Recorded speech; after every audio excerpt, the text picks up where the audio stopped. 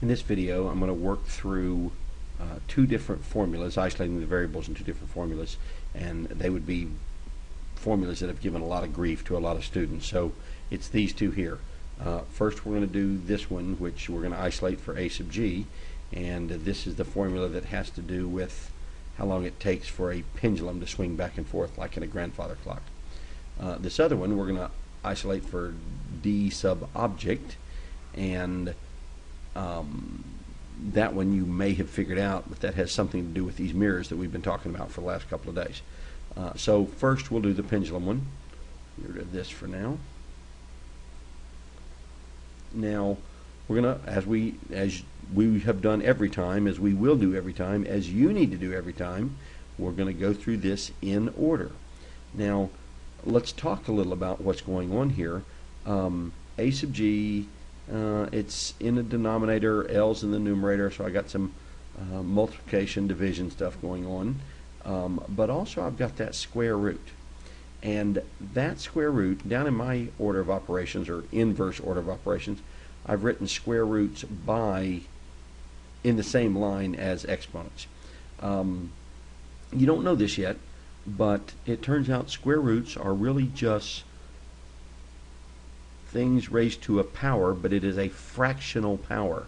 I will save it for your math teacher to give you that little piece of good news. But let me say that I can't do anything inside the square root until I've taken care, I've got to the exponent stage. So if you were unclear about that, now you're clear on that. Let's go through the steps. Is anything being subtracted from a sub g? No. So we move on to it. Is anything being added to a sub g? No. So we move on to division. Is anything being divided by a sub g? Well, we could argue, and we'll have to look at this in a minute, but is that L, is a sub g being divided by that L, or is the L being divided by a sub g? Somewhere in division and multiplication will be some work, and we'll ferret that out when we get there. But right now, I can't do anything about it because I still have that exponent to do. So let's look at multiplication. Whatever was true about division is true about multiplication. I really can't do anything about that until I figure out what to do with that square root, that exponent-y thing. So that brings us to on several occasions you've seen that to get rid of a square, we take a square root. So I'm going to say to get rid of a square root, we take a square. So what I'm going to do is I'm going to square, what I've got to do to one side, I got to do the other side. So I'm going to square both sides. That will look something like this. I will do it in a couple of stages. There I squared everything that was on the left, which was just t, and everything that was on the right. The 2, the pi, the square root of that junk, all of that is squared. Now I can simplify this on the right by rewriting it this way. 2 pi times the square root, all of that squared, is the same as 2 pi squared, and that square root squared. That's the same as me saying I've got a times b in parentheses. It's the same as a squared times b squared. A times b squared in parentheses is the same as a squared times b squared. Let me, just so that's not unclear, let me give you a quick example. Here's an example that should prove that all of that is legitimate. Here I have two things multiplied together, really three, but I'm going to say 2 pi multiplied by the square root. Well, I'm going to replace the 2 pi as an example with a 2 and the square root with a 3. Everything is being squared, so everything in the parentheses, two things multiplied by each other, is being squared just like it is here. And I'm maintaining that in this step all you have to do is square each one. Well, let's look at the left. 2 times 3 on the left here is 6, which makes this side equal to 36. And the right side, 2 squared is 4, and 3 squared is 9, and 4 times 9 is 36. So while that doesn't prove that it's true, if it is true, it verifies its truth. And I'm telling you it's true. So anyway, we'll do that. Now, we can simplify this a little bit. by doing by going ahead and multiplying out this term, and this formula becomes this. 2 pi, all of that squared becomes 4 pi squared, and then the square root squared becomes just what is in the inside the square root, L over a sub g. Okay. Now I'm still looking for, I'm down to parentheses. I'd still be nice if I could do something in here, but there's still stuff outside the parentheses that I got to take care of. So that means we start the loop again. Let me drag this down here where we can keep it close at hand. And preparing to start again. I'll unhighlight those. Alright, we're right here. A sub g, anything being subtracted from it? No. Added to it? No.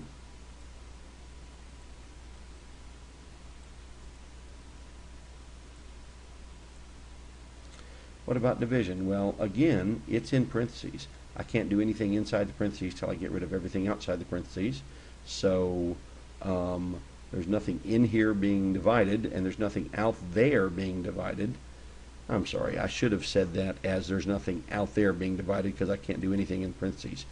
So out here, I do have something being multiplied. So I divide both sides by 4 pi square, and we'll see where we get. When you divide both sides by 4 pi square, you end up with, on the left, t over 4 pi squared, and on the right, the stuff in the parentheses. Okay, exponents. The variable in question, nor anywhere else, has any exponents left, so that one is done. Now parentheses. Finally, we have the variable in question inside the parentheses with nothing outside the parentheses, so we can rewrite this as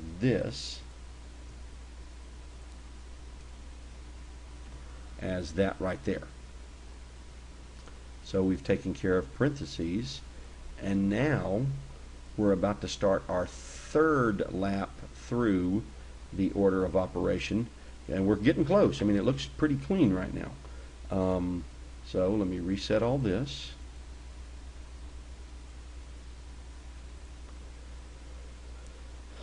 Variable in question is a sub g. Anything being subtracted from it? No. Added to it? No. Divided by it? Well, I told you we'd come back to this. Here we are back at it. Here's what I think I'm going to say. You know, multiplication and division are just two sides of the same coin, as is addition and subtraction. They go hand in hand. Addition and subtraction go hand in hand. Multiplication and division go hand in hand. And by the way, exponents and square roots go hand in hand too. So here I have any of a number of choices.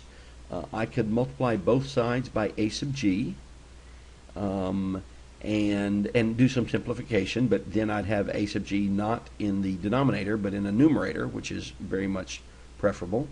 Or I could cross multiply. If you've not watched the video yet on cross multiplication, you probably need to make sure that you watch that.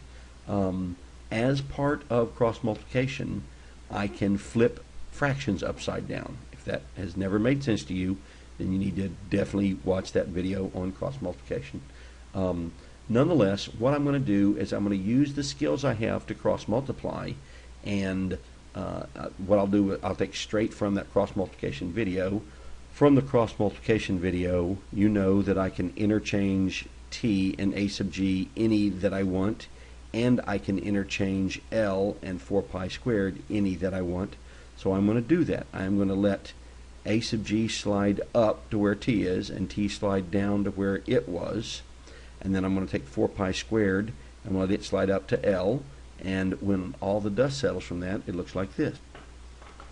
So I have a sub g over 1, which I'm just going to replace with a sub g, because I can do that, and then I will have it solved over here.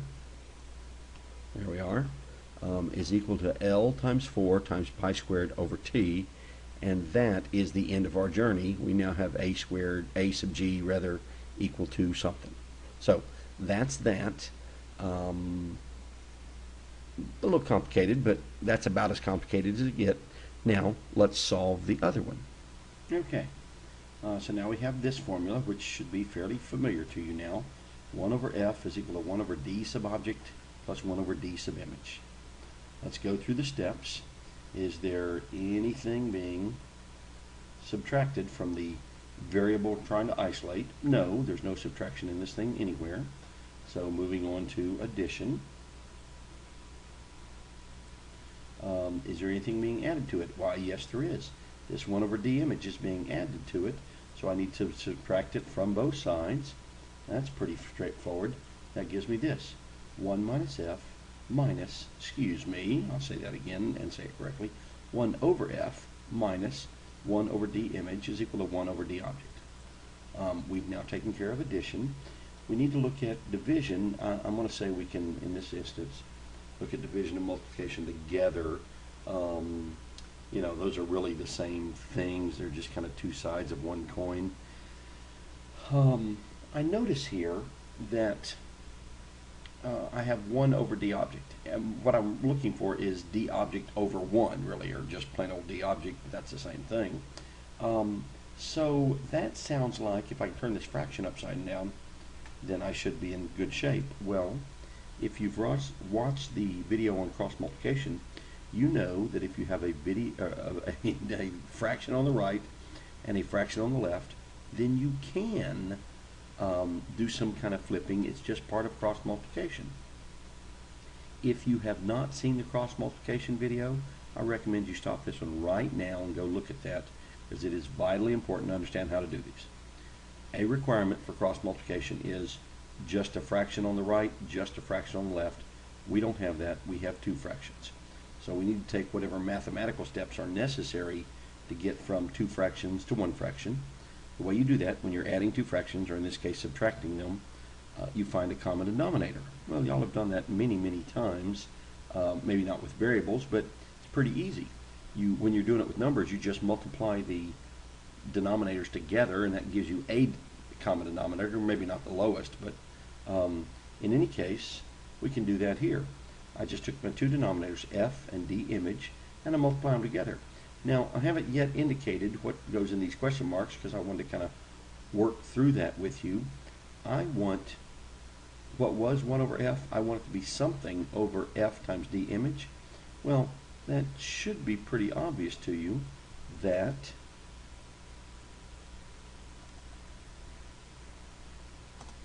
this would be what we're looking for there. That in this first term, I have d image over f sub d image. If I were to cancel the d sub images, then I have 1 over f, which is what I started with. So I'm in good shape there.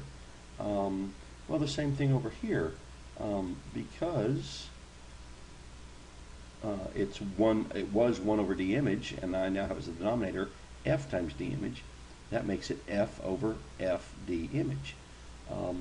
And if that confuses you, stop for a little bit and kind of ponder it, maybe do it yourself. But you will see, by do it yourself, I mean reduce these and see if they don't come out to what those look like. But with that said, I can then put them over a common denominator, and I end up with something that looks like this. Denominator is f times d image, numerator is d image minus f. Okay, now I have a fraction on the left and a fraction on the right. As one of the outcomes of cross multiplication, I can just flip these two variables upside down. Last time I'll say it, if you haven't watched cross multiplication video, you need to now. When I flip them upside down, it looks like this. On the left, what was numerator became denominator, what was denominator became numerator. On the right, the same thing, but now I got d object over 1, which of course if I wanted to I could just write as d object, and that is the right answer. We've now solved for d object. Okay friends, that's all there is to it. You have now seen a sample of every different style of isolating the variable that we have laying in our future. There will be some practice problems for you to do, and you should be good to go.